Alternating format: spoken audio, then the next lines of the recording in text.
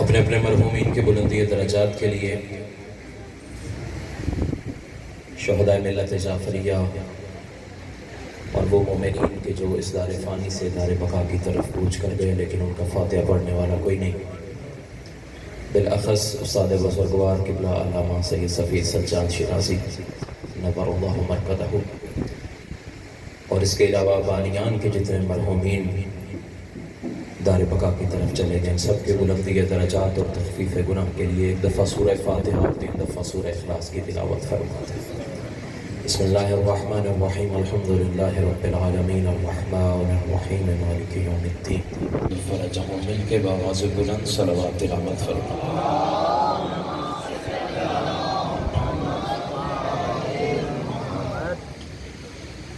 اعوذ باللہ من الشیطان الرجیم، بسم اللہ الرحمن الرحیم۔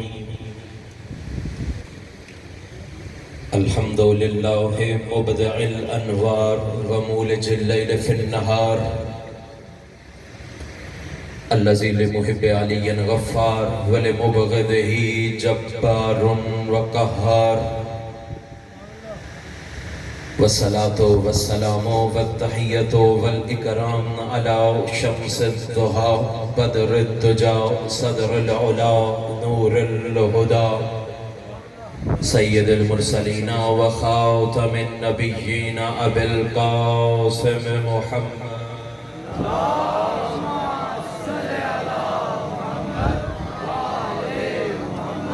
والصلاة والسلام والتحیۃ والاکرام علی اخیہ ووصیہ وناصر دینہ، الامام المظفر والشجاع الغضنفر، اخ الرسول زوج البطول سیف اللہ المسلول، قالع باب الخیبر ساقی حوض الکوثر، الذی سمتہ امہ حیدر، الامام المختار صاحب ذوالفقار، مصداق قول نبی المختار، لأوتین الرأیۃ غدا رجلا کرارا غیر فرار، وقیل فی شأنہ لا فتى الا علی لا سیف الا ذوالفقار، وعلی آلہ الاطہار الاخیار، اما بعد فقد قال الرحمن فی القرآن، بسم اللہ الرحمن الرحیم، وقال لهم نبيهم إن الله قد بعث لكم طالوت ملكا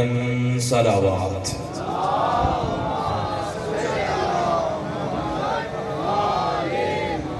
سب سے پہلے دعا گو ہوں اللہ رب العزت مجھ سمیت آپ تمام موالیان حیدر کرار کا اس مقدس مقام پہ چل کے آیا اپنی بارگاہ میں قبول و منظور فرمائے۔ مالک اللہ محمد وآل محمد کے حق کا واسطہ اس ذکر کے صدقے میں اور وارثان ذکر کے صدقے میں ہم سب کی حوائج شرعیہ قبول و منظور فرما۔ مالک اللہ حاضرین اپنے دلوں میں جو بھی جائز شرعی حاجات لے کے بیٹھے ہیں، علیم و بذات صدور اللہ ہر مومن کی دل کی جائز شرعی حاجات کو اپنی بارگاہ میں شرف قبولیت عطا فرما۔ پروردگار عالم بانیان کی توفیقات خیر میں اضافہ فرما، رزق میں مال و جان میں وسعت و ترقی عطا فرما۔ پروردگار عالم گھروں اسپتالوں میں جتنے مریض ہیں صحت و سلامتی عطا فرما، بے اولادوں کو اولاد نرینہ صالح عطا فرما۔ پروردگار عالم ایک مومن کی میرے ذمہ دعا لگائی گئی ہے، حسید جعفر صاحب، پروردگار عالم بیمار کربلا کی بیماری و اسیری کا واسطہ پروردگار ان کو جلد از جلد رہائی عطا فرما۔ مالک اللہ اور بھی پوری دنیا میں جہاں کہیں بھی مراد آسان فرما۔ سب سے بڑی دعا ہمارے حقیقی وارث یوسف زہرا صاحب العصر والزمان کے ظہور میں تعجیل فرما۔ مالک اللہ ہم سب کے حقیقی وارث اس عزاداری کے حقیقی وارث کے ظہور میں تعجیل فرما۔ مالک اللہ ہمارے اس امام کے ظہور میں تعجیل فرما جو آج بھی پردہ غیب میں بیٹھ کے خون کے آنسو رو رہا ہے اور آج بھی کربلا کی طرف رخ کر کے یہ دعا کر کے کہتا ہے، پروردگار جلد میرے ظہور میں تعجیل فرما تاکہ میں زمانے والوں سے پوچھوں تو صحیح میری دادی زہرا کا قصور کیا تھا۔ مالک اللہ ہمارے اس امام کے ظہور میں تعجیل فرما جو اپنے دادا حسین کو مخاطب کر کے آج بھی پردہ غیب میں رو رو کے کہہ رہا ہے، دادا حسین لوگ تجھ پہ پانی کے آنسو روتے، میں خون کے آنسو روتا ہوں۔ پروردگار اس امام کے ظہور ظہور میں تعجیل فرما۔ جو آج بھی پردہ غیب میں کربلا کی طرف رخ کر کے کہتا ہے میں کیسے بھول جاؤں میری پھوپھیوں کا وہ ننگے سر خیام سے باہر آنا، اور کہہ رہا تھا وناشرات الشعور، جب میری پھوپھیوں کے بال کھلے ہوئے تھے، اولاد ما بالوجوہ، چہروں پہ ماتم کرتی ہوئی خیام سے باہر آ رہی تھی۔ پروردگار اس مظلوم امام کے ظہور میں تعجیل فرما۔ پروردگار ہمیں اس قابل بنا کہ اپنے وقت کے امام کا سامنا کر سکے۔ مالک اللہ ہمیں سچا سچا سپاہی امام زمانہ بننے کی توفیق عطا فرما۔ پروردگار ہم سب کو اس قابل بنا کہ امام کے ظہور کے بعد ان کی نصرت و تائید کر سکے۔ تمام دعاؤں کی قبولیت کے لیے بالاخص یوسف زہرا کی آمد و سلامتی کے لیے مل کے بآواز بلند صلوات تلاوت فرما دیں۔ تمام تعریفیں ہیں اس مطلق العنان اور مدبر الامور خالق و مالک کے لیے جو ایسا اول ہے کہ اس سے پہلے کوئی نہیں، اور جو ایسا آخر ہے کہ اس کے بعد کوئی نہیں۔ لا تأخذہ سنۃ ولا نوم، اسے نہ اونگ آتی ہے نہ اسے نیند آتی ہے۔ وہ تو عز من تشاء و تذل من تشاء، وہ قادر اللہ جسے چاہتا ہے عزت و شہرت کی بلندیاں عطا فرما دیتا ہے، اور جسے چاہتا ہے ذلت و رسوائی کی پستیوں میں دھکیل دیتا ہے۔ وہ ایسا کریم اور قادر اللہ ہے کہ جسے چاہتا ہے عمر نوح عطا کر دیتا ہے، اور جسے چاہتا ہے دنیا میں ایک سانس بھی لینے کی اجازت نہیں دیتا۔ تمام تعریفیں ہیں اسی کریم اور قادر اللہ کے لیے جو آل محمد کا بھی خالق ہے، وہ کہ جس کا بندہ علی جیسا ہو۔ اس پروردگار کی تعریف کوئی کیا بیان کرے کہ جس کے بندے پہ لوگوں کو خدا ہونے کا گمان ہونے لگے۔ اس کریم پروردگار کے احسان اور اس کریم پروردگار کی قدرت کا اندازہ لگانا ہمارے بس کی بات نہیں ہے۔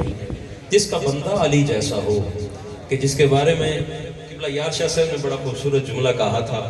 وہ فرمایا کرتے تھے جب علی کے کمالات دیکھتا ہوں، جب علی کے فضائل دیکھتا ہوں، جب علی کی عزت و عظمت دیکھتا ہوں تو دل کرتا ہے علی کو سجدہ کروں، لیکن پھر جب یہ دیکھتا ہوں کہ وہی علی رات کی تاریکی میں کسی اور کی بارگاہ میں سر سجدے میں رکھ کے یہ دعائیں مانگتا ہوا نظر آتا ہے۔ الہی کفا بعزن ان اکون لک عبدا وکفا بفخرا ان تکون لربا، پروردگار علی کی عزت کے لیے یہی کافی ہے کہ تو علی کا رب ہے۔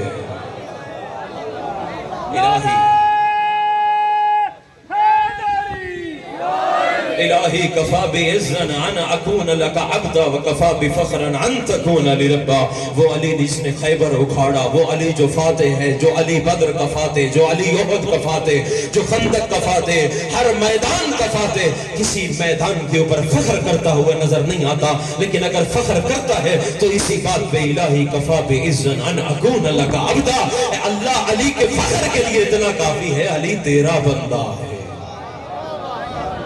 وَقَفَا بِفَخْرًا أَن تَكُونَ لِرَبَّ، علی کی عزت و فخر کے لیے یہی کافی ہے، تو علی کا رب ہے۔ اور پھر کہتا الہی انت کما احب فاجعلنی کما تحب، پروردگار تو ویسا ہے جیسا علی چاہتا ہے۔ الہی انت کما احب فاجعلنی کما تحب، تو ویسا ہے جیسا میں چاہتا ہوں، بس مجھے ویسا بنا لے جیسا تو چاہتا ہے۔ آئیے مل کے آج اسی امیر المومنین علی کی بارگاہ میں جا کے دست دعا و دست التماس یوں باندھ کے کہتے ہیں مولا آپ ویسے ہی امام ہیں جیسے ہم چاہتے ہیں، ہمیں ویسے شیعہ بنا لیں جیسے آپ چاہتے ہیں۔ ایک دفعہ مل کے اس دعا کی قبولیت کے لیے بآواز بلند صلوات تلاوت فرمائیں۔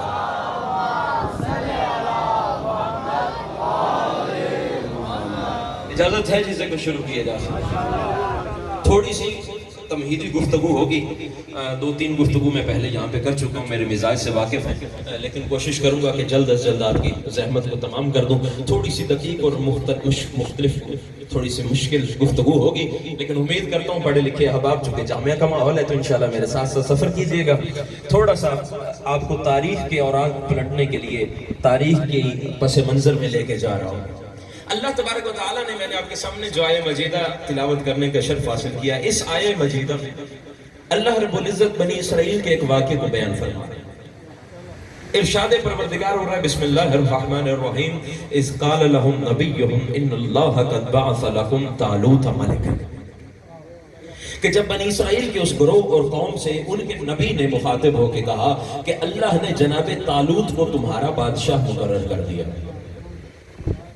اب یہ واقعہ کس کی طرف اشارہ ہے؟ بس یہی تھوڑی سی تمہید سن لیجئے، انشاءاللہ اس کے بعد گفتگو آسان ہو جائے گی.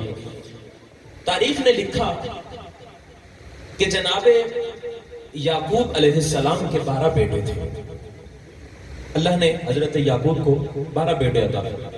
حضرت یوسف کا ذکر آپ لوگ سنتے رہتے ہیں. حضرت یوسف کے علاوہ حضرت یعقوب کے 11 بیٹے اور تھے. یعنی حضرت یوسف کے کتنے بھائی ہیں؟ یوسف کے علاوہ 11. اللہ تبارک و تعالی نے حضرت یوسف علیہ السلام کو اولاد یعقوب میں سے نبوت اور خلافت و امامت، بادشاہت، یعنی یہ دونوں چیزیں اکٹھی عطا فرمائی تھی. نبی بھی تھے، بادشاہ. لیکن حضرت یوسف کے بعد پوری تاریخ میں بنی اسرائیل کی یہ جو نسل ہے، حضرت یعقوب کے 12 بیٹے ہیں اور 12 بیٹوں سے یہ جو نسل چلی ہے، انہی کو بنی اسرائیل کہا جاتا ہے. انہی کے نام سے قرآن میں پوری سورہ بنی اسرائیل موجود ہے، اور انہی کا ذکر قرآن میں اللہ نے متعدد مقامات پہ بنی اسرائیل کا ذکر قرآن میں فرمایا ہے. یہ بنی اسرائیل میں اللہ رب العزت نے حضرت یوسف کے بعد کسی کو بھی نبوت اور بادشاہت اکٹھی عطا نہیں کی. صرف حضرت یوسف تھے کہ جن کو نبوت اور بادشاہت حکمرانی اکٹھی عطا ہوئی تھی. وجہ کیا تھی؟ وجہ یہ تھی کہ حضرت یوسف کے بعد نبوت چل پڑی تھی حضرت لاوی کے نسل میں. لاوی حضرت یوسف کے بڑے بھائی، دوسری ماں سے، اور بادشاہت حضرت یوسف کی نسل میں. یعنی یوسف کے بعد یہ دونوں چیزیں جدا ہو گئیں. بادشاہت حضرت یوسف کی نسل میں رہی، نبوت حضرت لاوی کے نسل میں چلی. حضرت یوسف کی ماں کی طرف سے ایک سگے بھائی اور ہیں جن کا نام تاریخ نے بنیامین لکھا. وقت گزرتا گیا، نبوت نسل نبوت میں چلتی رہی اور رسال اور بادشاہت نسل بادشاہت. حضرت لاوی وہ تھے کہ جن کی نسل میں اللہ نے 400 نبی رکھے تھے. حضرت یوسف کے بھائی حضرت لاوی، نبوت جناب یوسف کے بعد لاوی کی نسل میں چلی گئی. جب میں نے علماء سے پوچھا کہ وجہ کیا تھی، یا لاوی کی نسل میں نبوت کیوں چلی گئی، تو انہوں نے مجھے وجہ یہ بتائی کہ جب یوسف کو کنویں میں پھینکا جا رہا تھا، جب بھائی حضرت یوسف کو قتل کرنا چاہتے تھے، تو یہ لاوی آگے بڑھا اور اس نے آگے بڑھ کے کہا کہ یوسف کو قتل نہ کرو، تم یوسف سے جان چھڑوانا چاہتے ہو، مشورہ میں دے دیتا ہوں. اس نے کہا مشورہ یہ ہے، یوسف کو قتل نہ کرو، زندہ کنویں میں ڈال دو. اگر یوسف کی قسمت ہوئی تو یوسف بچ جائے گا اور تمہاری بھی جان یوسف سے چھوٹ جائے گی. تو علماء نے لکھا چونکہ حضرت لاوی نے ایک مرتبہ حضرت یوسف کی جان بچائی تھی، اللہ نے انعام کے طور پہ آنے والے 400 نبی لاوی کی نسل میں رکھ دی.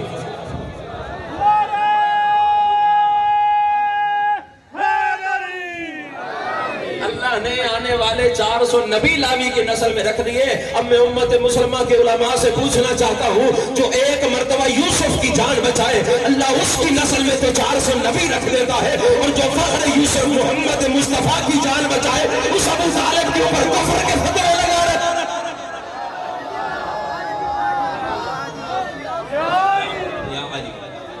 اس حضرت ابو طالب پہ یوسف حضرت محمد مصطفیٰ کی جان بچائی، اور ایک مرتبہ جان نہیں بچائی، متعدد مرتبہ. روایات گواہ ہیں. شیخ ابی طالب میں روزانہ ابو طالب کا وظیفہ یہ ہوتا تھا، علی کو اٹھا دیتے تھے، علی کے بستر پہ محمد کو سلا دیتے تھے، محمد کے بستر پہ علی کو سلا دیتے تھے، اور پھر خدا کی بارگاہ میں دعا کر کے کہتے تھے پروردگار مرنا ہے تو میرا بیٹا مارا جائے، محمد کی جان بچا جائے. اور یہی وجہ ہے، یہی مشق تھی حضرت ابو طالب کی، جو شب ہجرت علی بے خوف ہو کے رسول کے بستر پہ سو گیا تھا. ارے بھائی عادت پڑی ہوئی تھی بچپن سے ابو طالب نے علی کو سکھایا تھا کس طرح محمد پہ اپنی جان کو قربان کرنا ہے. یہی وجہ تھی جب سلانے کا کہا علی آج میرے بستر پہ سونا ہے، علی نے اور کچھ نہیں پوچھا، صرف ایک سوال کر، یا رسول اللہ اگر میں آپ کے بستر پہ سوؤں آپ کی جان بچ جائے گی؟ آپ کی جان بچ، ہاں علی اگر تو میرے بستر پہ سو جائے. یہ موضوع نہیں ہے لیکن اس کی طرف اب بات آ گئی تو ایک جملہ کہہ دیا. جس ابو طالب نے متعدد مرتبہ محمد کی جان بچائی، آج امت مسلمہ کے علماء اس پہ کفر کے فتوے لگا رہے. تو حضرت لاوی کے نسل میں نبوت چلی، لیکن وقت گزرنے کے ساتھ ساتھ یہ بنی اسرائیل خدا کی نافرمانی کرنا شروع کر دی، انہوں نے خدا کی معصیت کرنا شروع کر دی۔ اللہ تبارک و تعالیٰ نے ان پہ عذاب کے طور پہ ایک ظالم اور جابر حکمران مسلط کیا۔ تاریخ نے اس کا نام جالوت لکھا ہے۔ جب یہ حکمران مسلط ہوا، یہ کرتا کیا تھا؟ ان کے نوجوانوں کو قتل کر دیتا تھا، بچوں کو غلام بنا لیتا تھا، ان کے مستورات کو کنیزی میں لے لیتا تھا۔ یہ اس کا طریقہ تھا۔ اب یہ بنی اسرائیل کی قوم جمع ہو کے اس وقت کے نبی کے پاس آئی۔ تاریخ نے اس وقت کے نبی کا نام جناب شموئیل لکھا ہے۔ یہ اس کے پاس آئی قوم اور جمع ہو کے آگے کہنے لگی کہ خدا سے دعا کیجئے، خدا آپ کا کوئی ایسا وسیع، آپ کا کوئی ایسا جانشین مقرر کر دے جس کی قیادت میں جنگ کر کے ہم اس ظالم اور جابر حکمران سے اپنی جان چھڑوائیں۔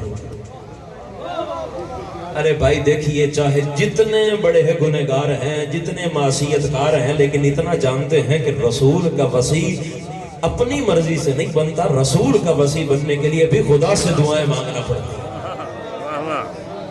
ربط ہو گیا میری پچھلی گفتگو سے جو میں نے پچھلی دفعہ وہاں حسینیہ میں، تو خدا سے دعا کیجئے آپ کا کوئی ایسا وسیع مقرر کر دے، کوئی ایسا حکمران آ جائے جس کی قیادت میں ہم اس حکمران سے جنگ کریں اور ہماری جان چھوٹ جائے اس کے ظلم اور بربریت سے۔ جناب شموئیل نے خدا سے دعا کی۔ اللہ تبارک و تعالی نے حضرت طالوت کو، جو کہ جناب بنیامین کی نسل میں سے تھے، جناب یعقوب کے بیٹے جناب بنیامین، یوسف کے بھائی، اس کی نسل میں سے جناب طالوت کو ان کا حکمران مقرر کر دیا۔ اب جب جناب طالوت کو حکمران مقرر کیا تو اس واقعے کو اللہ نے قرآن میں ان الفاظ میں ذکر کیا، اذ قال لهم نبیہم ان اللہ قد بعث لکم طالوت ملکا، کہ جب ان کے نبی نے ان سے کہا کہ اللہ نے جناب طالوت کو تمہارا حکمران اور بادشاہ مقرر کر دیا، تو کہنے لگے قالوا انا یکون له الملک علینا، یہ کیسے ہو سکتا ہے کہ طالوت ہمارا حکمران بن جائے؟ یہ نہیں ہو سکتا۔ کیوں نہیں ہو سکتا؟ کہنے لگے اس لیے کہ نبوت آج سے پہلے اس نسل میں تھی، بادشاہت اس نسل میں تھی، طالوت نہ نسل نبوت میں سے نہ نسل بادشاہت، لہذا یہ ہمارا حکمران نہیں بن سکتا۔ اور دوسری دلیل یہ دینے لگے وَلَمْ يُؤْتِ لَهُ سِعَةٌ مِّنَ الْمَالِ، یہ امیر نہیں ہے، یہ صاحب ثروت نہیں ہے۔ تو جو بندہ امیر نہ ہو، صاحب ثروت نہ ہو، صاحب دولت نہ ہو، وہ ہمارا حکمران اور بادشاہ کیسے بن سکتا ہے؟ سنو گے اللہ نے کیا جواب دیا؟ کہنا انہوں نے کہا نحن احق بالملک منہ، ہم طالوت سے زیادہ حق رکھتے ہیں کہ آپ کیا خلیفہ بنے، آپ کے جانشین اور وسیع بنے۔ جناب طالوت نے، جناب شموئیل نے ان کو جناب طالوت کی خلافت کے اوپر اللہ کی طرف سے انعام، اللہ کی طرف سے جواب دے کے فرمایا، کہا اللہ نے جناب طالوت کو 3 بنیادوں پہ، 3 صفات کے اوپر تمہارا حکمران مقرر کیا ہے۔ پہلی صفت یہ ہے ان اللہ قد اصطفاہ علیکم، اللہ نے جناب طالوت کو مصطفیٰ بنایا ہے، اللہ نے طالوت کو مصطفیٰ بنایا، لہذا جو اس کا مصطفیٰ بندہ ہوگا وہی حکمران۔ دوسری چیز، دوسری صفت جو اللہ نے جناب طالوت کو عطا فرمائی ہے، کہا وہ دوسری صفت یہ ہے وَزَادَهُ بَسْطَةً فِي الْعِلْمِ وَالْجِسْمِ، اللہ نے طالوت کو 2 صفتیں عطا کی ہیں، ایک تو یہ صاحب علم ہے، دوسرا صاحب شجاعت ہے۔ ہمیں اپنے مقصد اور موضوع کے بالکل قریب آ گیا۔ قرآن کی نظر میں رسول کا خلیفہ اور جانشین ہونے کے لیے 3 صفتیں ہوا کرتی ہیں۔ پہلی صفت یہ کہ وہ مصطفیٰ ہو، دوسری صفت یہ ہے کہ وہ صاحب علم ہو، اور تیسری صفت ہے صاحب شجاعت ہو۔ اب اگر کوئی جس میں یہ 3 صفتیں پائی جاتی ہوں تو وہی رسول کا خلیفہ اور جانشین ہوگا۔ میرے بھائیو، لڑنے جھگڑنے کی کوئی بات نہیں ہے۔ قرآن کی نظر میں دیکھ لو کہ رسول کا خلیفہ اور جانشین کون ہو سکتا ہے۔ اپنی مرضی سے معیار مقرر کرنے کی ضرورت نہیں ہے۔ اسی لیے تو یہ ہوا کہ تم نے قرآن کو چھوڑ کے اپنی مرضی کے معیار بنا لیے، اور پھر جب تمہیں اپنی مرضی کے معیار کے مطابق خلیفہ چنا، اور وہ خلیفہ جب گھر پہنچا تو خلیفہ کے گھر پہنچنے پہ اس کے باپ نے پوچھا بھائی تمہیں کس بات پہ رسول کا خلیفہ بنا دیا؟ کہنے لگا اس لیے کہ میں عمر میں سب سے بڑا تھا۔ انہوں نے کہا اگر عمر میں بڑا ہونا رسول کا خلیفہ ہونے کا معیار ہے تو پھر رسول کا خلیفہ بننے کا تو اس سے زیادہ میں حقدار ہوں۔ میں تیرا بھی باپ نہیں مجھے ایک